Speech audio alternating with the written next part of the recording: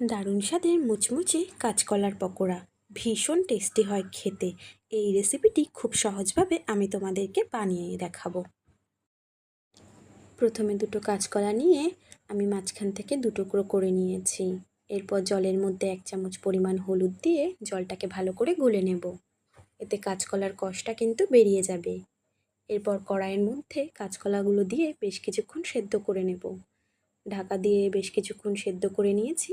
খুব ভালোভাবে দেখো সেদ্ধ হয়ে গেছে।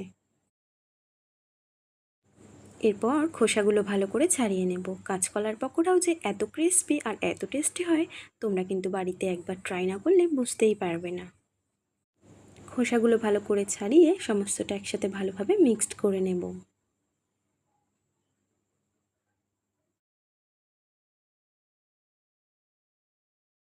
এরপর দিয়ে দেব কুচিয়ে রাখা পেঁয়াজ আর কুচিয়ে রাখা কাঁচা লঙ্কা, আর দিয়ে দেব 1 কাপ বেসন আর হাফ কাপ চালের গুঁড়ো। সমস্তটা দিয়ে ভালোভাবে একসাথে মিক্সড করে নেব। সামান্য পরিমাণ জল, নুন আর পরিমাণ মতো হলুদ দিয়ে সমস্তটা ভালো করে মিক্সড করে নেব। তোমরা কিন্তু অবশ্যই বাড়িতে একবার ট্রাই করবে, দারুণ লাগে খেতে। তেল গরম হয়ে গেলে বেশ কড়া করে ভেজে নিলেই কিন্তু রেডি হয়ে যাবে গরম গরম কাঁচকলার পকোড়া। মুচমুচে স্বাদের এই পকোড়া বাড়িতে কিন্তু অবশ্যই একবার বানিও এবং আমাকে কমেন্ট করে জানিও তোমাদের কেমন লেগেছে। ভিডিওটি ভালো লাগলে একটা লাইক করে দিও।